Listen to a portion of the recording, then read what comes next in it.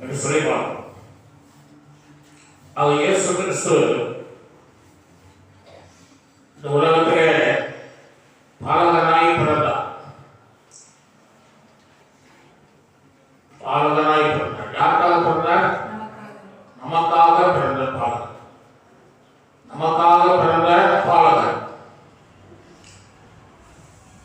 நமக்காக இந்த உலகத்திலே யாரும் பிறந்திருக்க மாட்டார்கள். நமக்காக பிறந்திருக்க மாட்டார்கள். இல்லையா?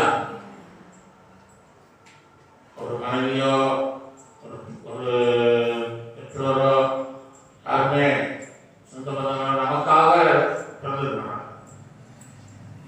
நம்முடைய பிள்ளைகள் கூட நமக்காக பிறந்திருக்க, நமக்காக பிறகு இல்லையா? நமக்காக பிறகு, நமக்காக பிறந்தவர் இயேசு ஒருவர். அல்லேலூயா. அதான் நமக்கு நமக்காக பிறந்தவர். அவர்தான் நமக்காக எல்லாத்தையும் செய்யக்கூடியவர். அவர்தான் நமக்காக என்றும் வாழ்கிறார். அந்த உலகத்தில் வந்து ஜீவனை கொடுத்து என்றும் வாழ்ந்து கொண்டு இருக்கிறார். அவருடைய பெயர் இம்மானுவேல் என்று சொல்லப்படுகிறது. என்ன பெயர்? இம்மானுவேல். இம்மானுவேல் என்றால் என்றும் நம்மோடு இருக்கிற தேவன். எப்போதும் என்றென்றும் நம்மோடு இருக்கிறதே. முடிவு வரை நம்மோடு இருப்பார். எவ்வளவு நாள் இருப்பார்? முடிவு வரை இருப்பார். புத்தகத்திலே 8ஆம் அதிகாரத்திலே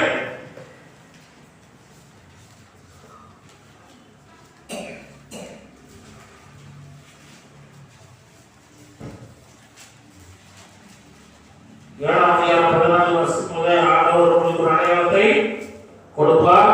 இதோ ஒரு கல்வியை அப்போது உம்மானை பெறுவார். நமக்கு இம்மானுவேல் என்று பெறுவார்கள். அங்கு என்ன சொல்லப்பட்டிருக்கிறது? 8 வருஷம் 8 முதலாவது பொறுப்பு கொண்டு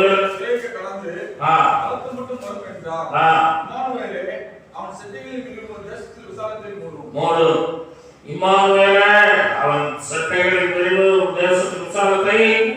ஆமா, இம்மானுவேலின் சட்டைகள், நம்முடைய ஆண்டவருடைய சட்டைகள் நம்மை மூடுகிறது. நம்மை மூடி காக்கிறது. நம்மை மூடி நமக்கு நன்மைகள் செய்கிறது. நம்மை மூடி ஆசீர்வதிக்கிறது. சாலத்தை மூடும். நம்முடைய வாழ்க்கையின் முடிவு வரை இம்மானுவேல் இருப்பார். அல்லேலூயா. அதுதான் மூடுவார். அதுதான் நம்ம என்ன செய்யணும்? கடைசி வரை வைத்து நடத்தி மூடும். அல்லேலூயா.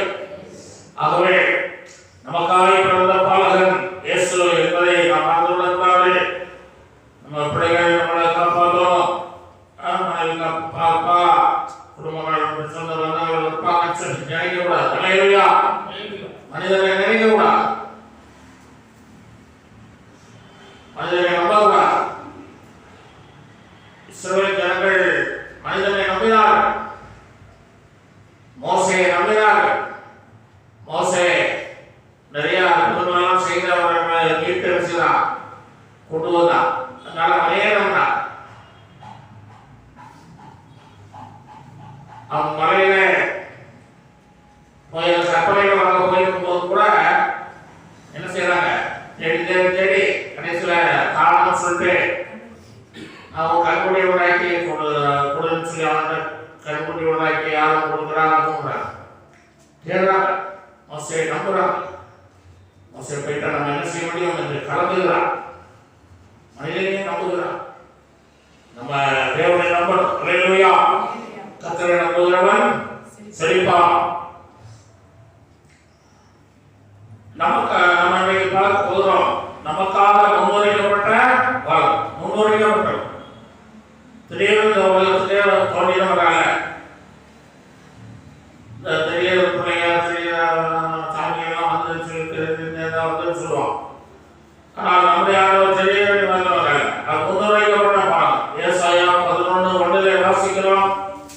ஈசாயினும் அடிவானத்திலிருந்து ஒரு துளி தோன்றி அவன் வேர்களிலிருந்து ஒரு கிளை எழும்பி செழிக்கும். ஈசா என்னும் அடிவானத்தில் இருக்கு. ஈசாயின் குமாரன் தாவீது. தாவீதின் குமாரன் இயேசு என்று சொல்லப்படுது. ஈசாயின் அடிவானம் அடிமரம் காஞ்சி வச்சு மக்கள்லாம் வெட்டிட்டாங்க.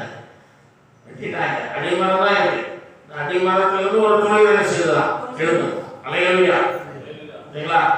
காஞ்சி அழகி ஒன்றுலாம் போன அந்த அடிமரம் தொழிலுக்கு யாருமே சொல்ல முடியாது. அது தொழிலுக்கு அலையா.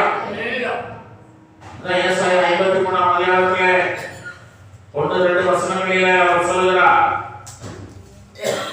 53:1-2 வசனம். எங்கள் மூலமாய் கேள்விப்பட்டவன் யார்?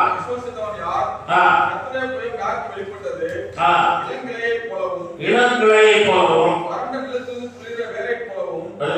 நிலத்திலிருந்து துளிர்கிற வேரை போலவும் முன்பாக எழுப்புகிறார். அவருக்கு அளவும் இல்லை, சமுத்திரமும் இல்லை. அவரை பார்க்கும் போது நாம் அவனை விரும்பத்தக்கதும் அவருக்கு இல்லாதிருந்தது. அப்படிப்பட்ட ஒரு அடிமரம் ஒரு தொழில் தோன்றுது. அதை யாரும் என்ன செய்ய முடியாது.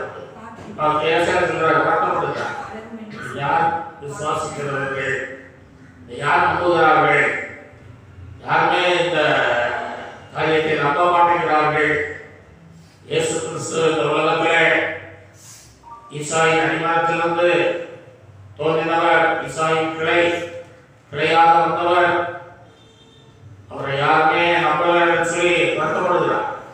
அப்படியானவர்களே, இயேசு கிறிஸ்து பிறப்பு முன் சொல்லப்பட்டது அப்படியே நடந்தது என்று சொல்லி வாசிக்கிறோம். ஆதியாகமம் 3:15 வாசிக்கும் போது சிறைக்கும் உனக்கும் சிறைக்கும் உன் வித்துக்கும் அவள் வித்துக்கும் வகையை உண்டாக்குவேன். அவன் தலையை நசுக்குவார், அவருடைய துதிகாலை நசுக்குவாய் சொன்னார். இயேசுவின் துதிகாலை சாத்தான் நினைச்சுதான் நசிக்கிறான் சிலுவையில. ஆனால் இயேசு அவன் தலையை நசித்தார். என்ன செஞ்சாரு? துதிகால தான் நசிக்க முடிஞ்சது. ஆனால் ஆண்டவர் தலையிலே நசிக்கப்படும். அல்லேலூயா. சாத்தானின் தலையை நசிக்கிறவர் இயேசு. ஆகவே ஆண்டவருடைய பிள்ளைகளை குணமான மந்திரவாதங்களை புரிந்து கொள்ளுதல் இல்லை. அந்த சாபங்களை எல்லாம் ஆண்டவர் மாற்றிவிட்டார். ஆண்டவர் இயேசு கிறிஸ்து சிறிய வித்தாக உலகத்துக்கு வந்தார். சிறிய வித்தாக வர முடியாது. யாருமே வர ஸ்ரீகளுக்கு வித்து என்பது கிடையாது. ஆனாலும் ஆண்டவர் அதிசயமாக அற்புதமாக ரசித்தார். உலகத்திலே ஸ்ரீகளுக்காக தோன்றினார். அல்லேலூயா. ஆதியாகமம் 49:10 வாசிக்கிறோம். 10 வாசி.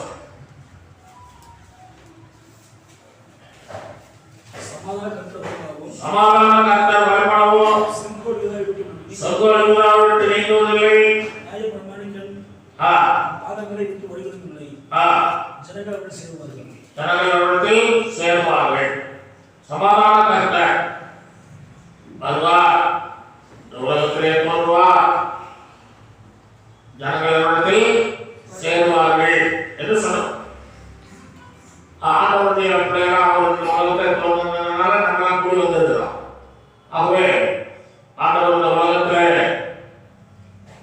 சமாதான கர்த்தராக வந்தார். உலகம் சமாதானம் இல்லாமல் இருந்தது, சந்தோஷம் இல்லாமல் இருந்தது, மகிழ்ச்சி இல்லாமல் இருந்தது. இயேசு உலகத்தை தோன்றின நாட்களிலே என்ன நடந்தது? சந்தோஷம், மகிழ்ச்சி உண்டாய். அல்லேலூயா. ஆமா, இந்த ஆடு வைக்கிறவர்கள் யாரும் நினைச்சுக்கிறாங்க, தேடி போக மாட்டாங்க, அவங்கள யாரும் கண்டுக்கவும் மாட்டாங்க. அவர் ஒதுக்கப்பட்டவர்கள் போல காட்டிலே கிடப்பாங்க. ஆனால் தேவ தூதர்கள் என்ன செய்றாங்க? ஆண்டவர் பார்க்க அவங்க மேலேயே ஒரு பிரியம் வச்சு இந்த காட்டில் கட்டு மேய்ப்பர்கள் தூதர்களை அனுப்பி அவர்களுக்கு நற்செய்தி சொல்றாங்க. அல்லேலூயா. இல்ல, ஆண்டவர் எல்லாரையும் நேசிக்கிறார். அல்லேலூயா. சாஸ்திரிகளையும் நேசித்தார், மேய்ப்பர்களையும் நேசித்தார். அல்லேலூயா. ஆண்டவர் பாகுபாடுகளாக எல்லாரையும் ஒன்று போல நேசிக்கிறவர். அல்லேலூயா. 4 பிள்ளைகள் இருந்தா கூட என்ன செய்வோம்? கொஞ்சம் மாற்றி பார்த்து தான் செய்வோம். ஆனால் ஆண்டவர் ஒருவரை எல்லாரையும் ஒன்று போல நேசிக்கிறார்.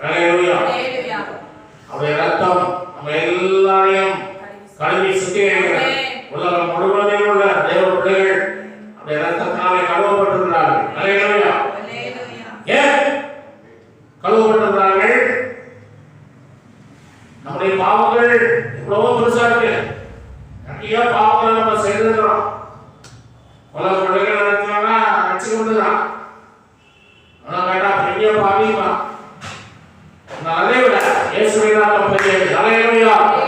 இயேசுவின் ரத்தம் பெரியது. உடனே சொல்றோம், அவருடைய ரத்தம் பலமையுள்ளது. அதனால உங்க பாவம் கழுவப்படுது. ஹல்லேலூயா. கழுவப்படுது. சமாதான கர்த்தர் இயேசு கிறிஸ்து உலகத்தில் சமாதானத்தை ஏற்படுத்தும்படி வந்தார். ஒரு கிராமத்தில் அடிக்கடி சண்டை நடக்கும்.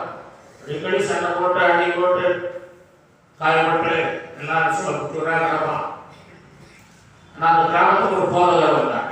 ஒரு போதகர் போய் அந்த கிராமத்தில் ஜனங்களை சந்தித்து அடிக்கடி சொல்லி ஜெபம் பண்ணி ஜனங்களுக்கு ஒரு ஆறுதலாம் சொன்னார். ஜனங்கள் ஒன்றுதான் ஏற்றுக்கொண்டாங்க. ஏற்றுக்கொண்டு அந்த கிராம சீட்டை கொஞ்சம் மாறிட்டாங்க. இப்போ சண்டை சச்சரவு இல்லை, சமாதானம். ஹல்லேலூயா.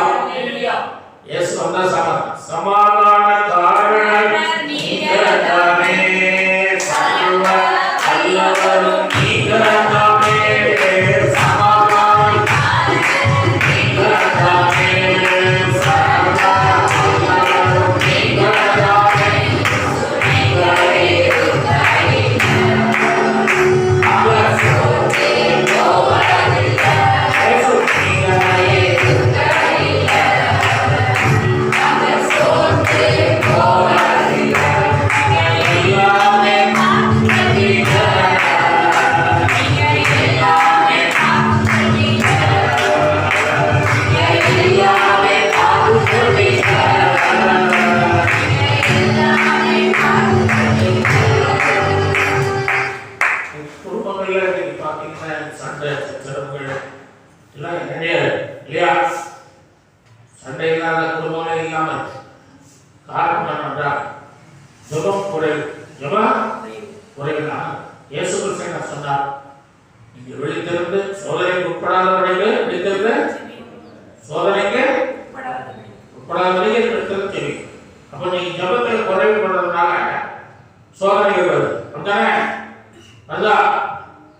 சோதனைகள் வருதுன்னா நீங்க ஜபத்தில் குறைவாக இருக்கிறீங்கன்னா ஜபத்தை நீங்கள் இன்னும் கொஞ்சம் என்ன கூட்டி செவித்து பாருங்கள்.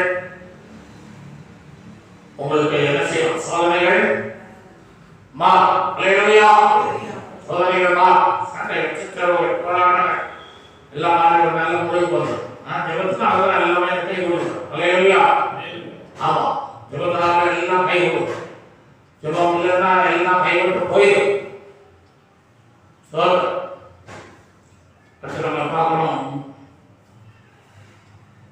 ஏசாயா மீகா 5:2 நம்ம வாசிக்கணும். முன்னுரைக்கப்பட்ட பாலகர் என்ற குறிப்பை நாம் பார்க்கிறோம். எப்ராத்தா என்னப்பட்ட மக்களே, சிறியதாய் இருக்கும் இஸ்ரவேலை ஆளக்கூடியவர் உன்னிடத்திலிருந்து புறப்பட்டு என்னிடத்தில் வருவார். அவருடைய புறப்படுதல் அநாதை நாட்களாய்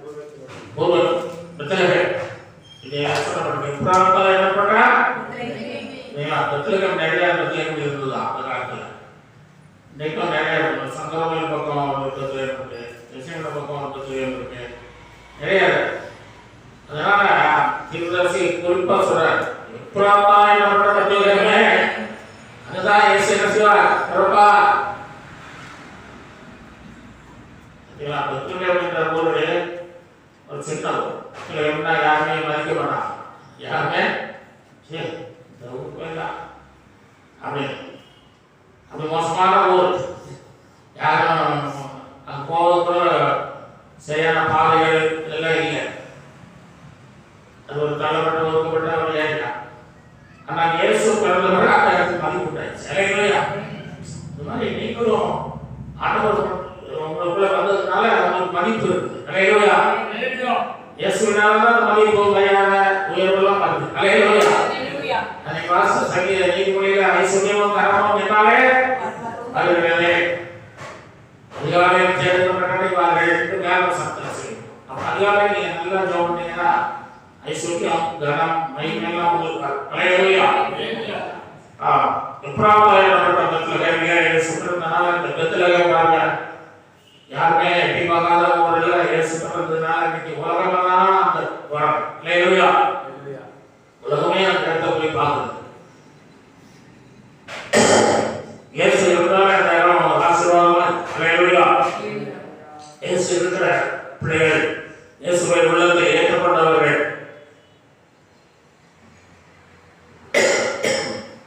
ஏற்றுக்கொண்டவர்கள் இருந்து கொண்டே போவார். அல்லேலூயா.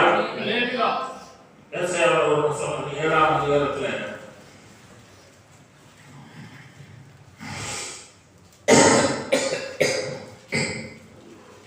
7ஆம் அதிகாரம் 21-22 வாசிங்க. அக்காலத்தில் ஒருவன் ஒரு இளம் பசுவையும் 2 ஆடுகளையும் வளர்த்ததால் அவைகள் பூரணமாய் பால் கறக்கிறபடியினால் வெண்ணெயை சாப்பிடுவான். தேசத்தின் நடுவில் மீதியாய் இருப்பவன் எவனோ வெண்ணெயையும் தேனையுமே சாப்பிடுவான். இயேசு பிறப்பை குறித்து நான் வாசிக்கிறேன். இம்மானுவேல் பிறந்தார். இம்மானுவேல் பிறந்ததுனால என்ன ஆசீர்வாதம் நமக்கு? என்ன சொல்லுவாங்க? அதே அதிகாரத்தில் சொல்றோம் இல்லையா? அப்ப இயேசுவை ஏற்றுக்கொண்ட பிள்ளைகள் ஒரு இளம் பசு, ஒரு பசுதான், ஒரே ஒரு பசு மாடு தான். உங்களுக்கு என்ன இருக்கு? உங்களுக்கு நிறைய மாடுகள், ஒரே ஒரு இளம் பசு இருக்கு. அப்புறம் 2 ஆடு, 2 ஆடு. அதை ஆண்டவர் ஆசீர்வதித்து உங்களுக்கு என்ன செய்கிறார்? என்ன சொல்லப்பட்டது? அவைகள் பூரணமாய் பால் கறக்கிறபடியா. பார்த்தீங்களா? பூரணமாய்னா அதை ஆசீர்வதித்து பெருக செய்கிறார். பூரணமாய் பால் என்ன செய்கிறது? கறக்கிறது. ஐயோ, எனக்கு ஒரு ஆசீர்வாதம் இல்லை, ஒரு சின்ன வேலை தான் சொல்றேன்னு சொல்றீங்க. அந்த வேலையையும் பூரணமான ஆசீர்வாதத்தை தெய்வம் தருவார். அல்லேலூயா. பூரணமா பால் கறக்கிறபடியால் என்ன செய்வோம்? சாப்பிடுவான், வெண்ணெயை சாப்பிடுவான். வெண்ணெய் 1 கிலோ 1000 ரூபாய், 1 கிலோ 1000 ரூபாய் வெண்ணெய், நல்ல சுத்தமாக அதை சாப்பிடுவான். வெண்ணெயை சாப்பிடுவான். நீங்க என்ன சாப்பிடுறீங்க? நல்ல ஆகாரத்தை சாப்பிடுறீங்க. வெண்ணெய் நல்லது, நல்ல ஆகாரத்தை சாப்பிடுறீங்க. உடனே சொல்லுவோம். ஆண்டவர் சொல்றாரு, பூரணமாக உன்னை ஆசீர்வதிப்பேன், பூரணமான பால் தருவேன், பூரணமான வெண்ணெயை தருவேன், ஏற்பட்டதை தருவேன் சொல்ற. அல்லேலூயா. இயேசு என்ன சொல்றாரு? என்ன சொல்றாரு? இந்த வாசிங்க. நீங்க 15ஆம் வசனம் 15. தீமையை வெறுத்து நன்மையை தெரிந்து கொள்ள அறியும் வயது மட்டும் அவர் வெண்ணெயையும் தேனையும் சாப்பிடுவார். சரிங்களா? ஆண்டவர் என்ன சாப்பிட்டாரா? வெண்ணெயும் தேனையும் சாப்பிட்டாரா இல்லையா? சாப்பிட்டாரு சொல்லிருக்கா? பொய் சொல்லிருக்கா? அவர் கஷ்டப்பட்டாரு, வறுமையில் இருந்தார், ஏழ்மையில் இருந்தார் சொல்லுவேன். எப்படி சாப்பிட்டார்? எப்படியா சாப்பிட்டாரு? வெண்ணையும் தேனையும். சாஸ்திரிகள் என்ன கொடுத்தாங்க? பொண்ணை கொடுத்தாங்க, வெளியே கொடுத்தாங்க.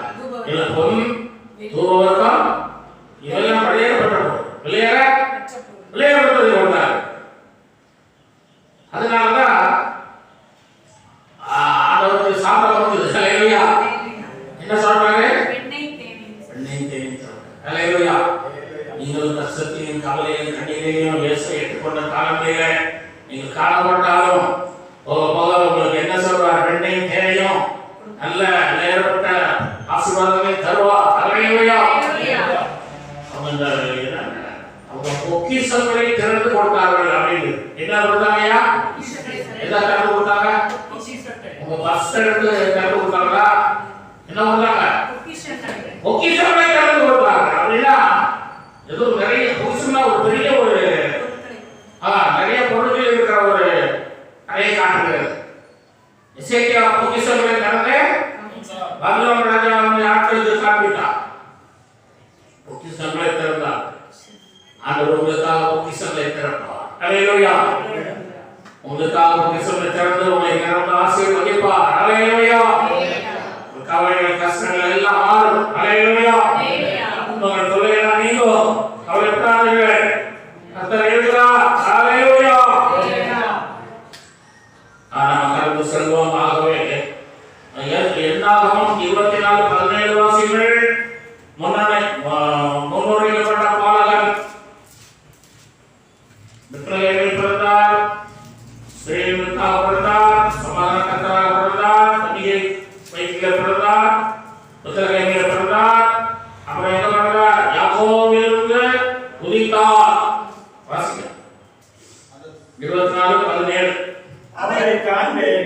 அவரை காண்பேன் இப்பொழுது அல்ல இப்பொழுதாக அவரை தரிசிப்பேன் அவர் தரிசிப்பேன் சமீபமாய் அல்ல நட்சத்திரம் யாக்கோபிலிருந்து உதிக்கும் ஒரு நட்சத்திரம் யாக்கோபிலிருந்து உதிக்கும் ஒரு செங்கோல் இஸ்ரவேலிலிருந்து எழும்பும் அது மோவாபின் எல்லைகளை நொறுக்கி சேத் புத்திரர் எல்லாரையும் நிர்மூலமாக்கும்.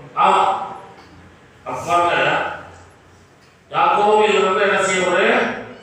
நட்சத்திரம் உதிக்கும். யாக்கோபில் பாட்டுட இருக்கு. யாக்கோபில் ஒரு நட்சத்திரம் யாக்கோபில் ஓர் வெள்ளி உதிக்கும் என்று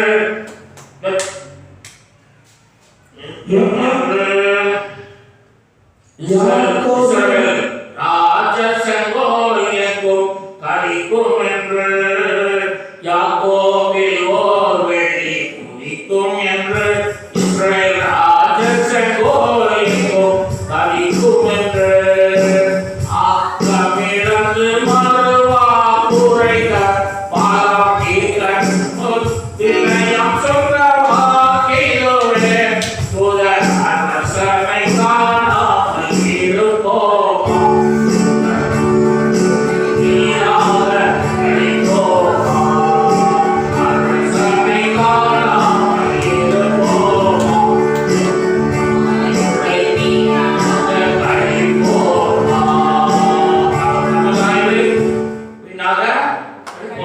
அரசனை காணாமல் இருப்போம்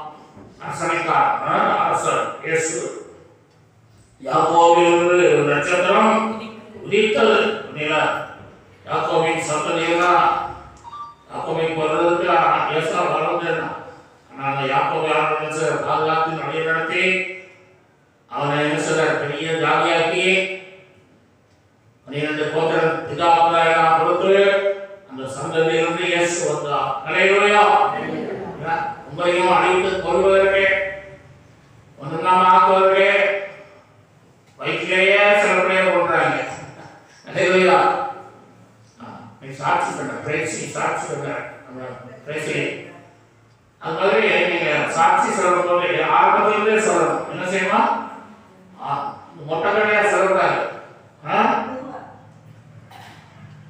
ஆமா, இந்த அரசியல் அற்புதத்தை மட்டும் சொல்லக்கூடாது. ஆரம்பத்தில் சொல்லு. அது எல்லாரும் பிரயோஜனம். உங்களுடைய பிறப்பு, வளர்ப்பு, உங்களுடைய வாழ்க்கை எது நடந்தது, நீங்க பெற்றுக்கொண்டீங்க, அது எப்படி நடத்தினார், பெற்றோர் எப்படி உங்களை வழி நடத்தினார்கள், அதனால என்ன ஆசீர்வாதங்கள் எல்லாம் நீங்க இயேசு ஏற்றுக்கொண்டதால கொடுக்குறாங்க சொல்லி அவங்க என்ன செய்யணும்? ஒரு சொல்லுவோம். சாட்சி என்றால் நல்ல சாட்சி சொல்லணும். ஆரம்பத்தில் சொல்லி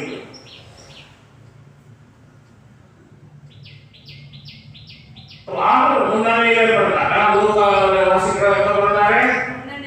முன்னணியில் பிறந்தார். வருங்காலத்துல அவர் வளர்ந்து வருகிற காலங்களில் என்ன செய்தார் என்று சொல்லி நம்ம பார்க்கிறோம். இரண்டாவது நமக்காக நொறுக்கப்பட்ட காலம். ஏசாயா 53:5-6 வாசிக்கிறோம். வாசிங்க. நம்முடைய வீடு நிமித்தம் அவர் காயப்பட்டு நம்முடைய வீரர்கள் நிமித்தம் அவர் காயப்பட்டு நம்முடைய அக்கிரம நிமித்தம் அவர் நொறுக்கப்பட்டார். நமக்கு சமாதானத்தை உண்டு பண்ணும் ஆக்கினை அவர் மேல் வந்தது. அவருடைய தழும்புகளால் குணமாகிறோம். அவர் நொறுக்கப்பட்டார். என்ன செய்யறாரு? நொறுக்கப்பட்டார். நீர்மொழி வாசம் செல்லப்படையா சொல்லி அவர் நொறுக்க அவர் என்ன செய்யறாரு? பூமிக்கு அனுப்பினார். நொறுங்கணும். நொறுங்கினாதான் மக்கள் எல்லாரும் என்ன செய்வாங்க? மனம் திரும்பவும் அவர் இருதயங்கள் நொறுக்கப்படும். இயேசு சரீரத்தில் நொறுக்கினார். நொறுக்க ஒப்பு கொடுத்தார். நம்ம இருதயத்தையாவது நொறுக்கணும். அல்லேலூயா. அவன் இருதயத்தையாவது நொறுக்கி அந்த மேல ஒப்படைக்கணும். சொல்ற அவர்கள் இயேசு கிறிஸ்து நொறுக்கப்படுகிற ஒரு காலம் வந்த பாலம், நொறுக்கப்பட்ட பாலம். இன்னைக்கு நம்ம அதிகமாக நோக்கப்பட்டிருக்க மாட்டோம். அடிக்கடி வாங்கியிருக்கோம். அவர் கூட சொல்றாரு 39 அடியாக 5 முறை என்னை அச்சான்னு சொல்றாரு. ஆனால் நொறுக்கப்படல.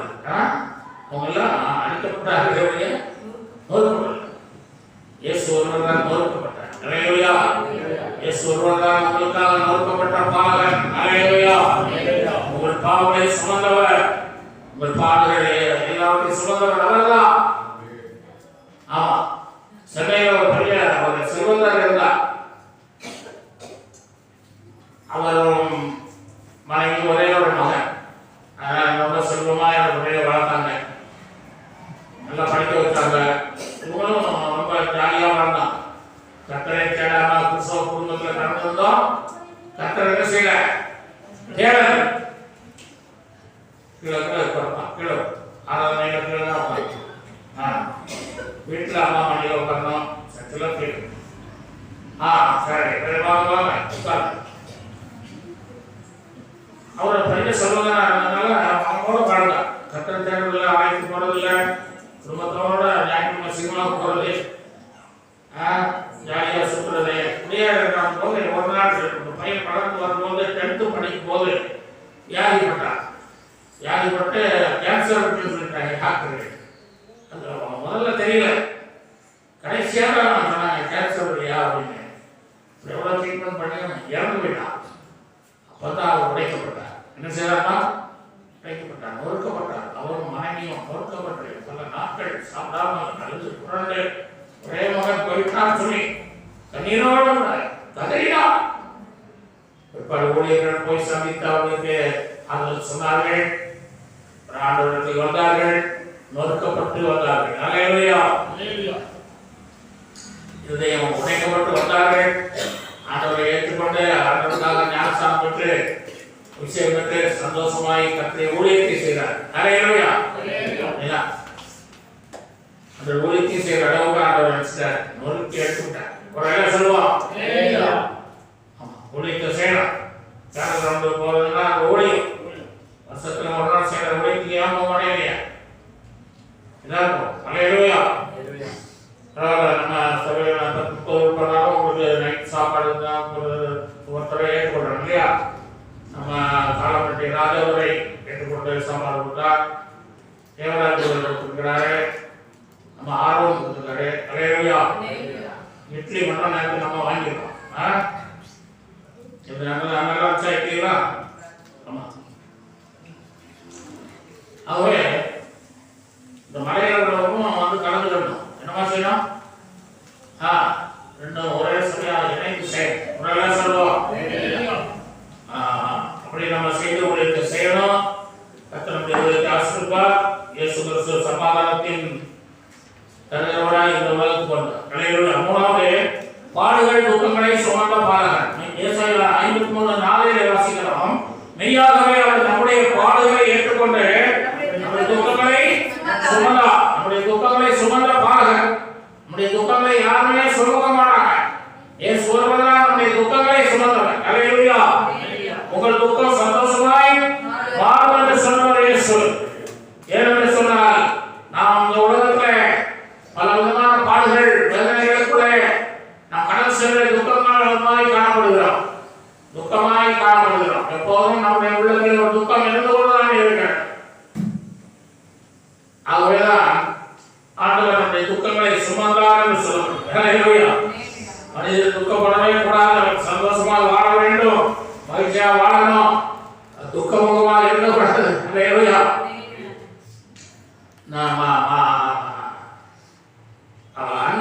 அண்ணாடி ஜெபம் பண்ண துக்கமுகமாய் இருந்ததில்லை. பத்தியா ஜெபம் பண்ண எவ்வளவு சந்தோஷப்படுறது, அல்லேலூயா, மகிழ்ச்சியை கொடுக்குது.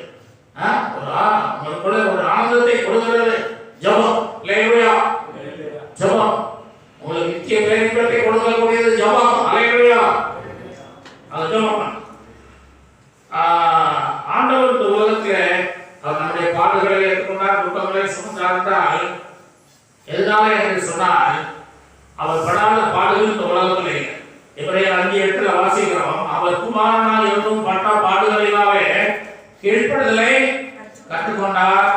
எபிரேயர் 4:13 எல்லா விதத்திலும் நம்மை போல சோதிக்கப்பட்டும் பாவம் இல்லாதவராய் இருக்கிற பிரதான ஆசிரியரை நமக்கு ஏற்றவராய் இருக்கிறார் என்று வாசிக்கிறோம். எபிரேயர் 2:18 ஆதலால் அவர்தாமே சோதிக்கப்பட்டு பாடுபட்டதினாலே நமக்கு பாடுபட்டதுனாலே உதவி செய்ய அவர் பாடுபட்டார். நம்ம பாடுபட்டதுனால நமக்கு உதவி செய்ய அவர் வல்லவராய் நம்முடைய பாடுகளை அவருக்கு அறிந்து கொண்டார், தெரிந்து கொண்டார். 33 ஆண்டுகள் மனிதனுக்குள்ளே வாசம் பண்ணி மனிதனுக்கு வருகிற கஷ்டங்கள், பாடுகள், மரணங்கள், துக்கங்கள், சோகங்கள், வேதனைகள், கவலைகள் கட்டெல்லாம் அவர் அறிந்து கொண்டு அல்லேலூயா அவரும் அதுக்குள்ளே நடந்து அல்லேலூயா இம்மானுவேல் நம்மோடு கூட இருக்கிறார். நமக்கு ஒரு வேதனைனா அவரும் வேதனைப்படுறார். அல்லேலூயா அவரும் உள்ள இருந்து என்ன செய்கிறாரு? வேதனைப்படுகிறார். ஆகவே பாடல்களை சுமந்த பாடகன், துக்கங்களை சுமந்த பாடகன் 60-20 வாசகம் துக்க நாட்களை முடிந்து போக செய்வேன். அல்லேலூயா கர்த்தர் சொல்லுவோம், சுவாசிக்கிறோம். கர்த்தர் உங்கள் துக்கங்களை என்ன செய்வாரே? முடிந்து போக செய்வோம். அல்லேலூயா நீங்க துக்கத்தோடையே வாழ ஆண்டவரை விட மாட்டார். உங்கள் துக்கங்களை மாற்றி தருவார். அல்லேலூயா அவர் ஜெயிக்கிறார். உயிரோட இருக்கிறவங்களால மாற்ற முடியும். கடைசியா பார்க்கிறோம் யோவான் 10:10 நான் நித்திய ஜீவன் தர பாலகன், நாம் அவைகளுக்கு ஜீவன் உண்டாயிருக்கவோ பரிபூர்ணப்படவோ ஜீவன் உண்டாயிருக்க. நீங்கள் உயிரோட இருக்க எதுக்காக? ஜீவன் உயிர். நீங்கள் உயிரோடு இருப்பதற்காகவும் பரிபூர்ணப்படும். அது பரிபூர்ணப்படாத எங்க பரிபூர்ணப்படுது?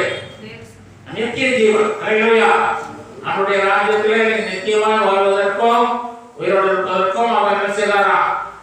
அந்த உலகத்திலே வந்து ஜீவனை கொடுத்து பாருங்க. அல்லேலூயா சொல்றேன்.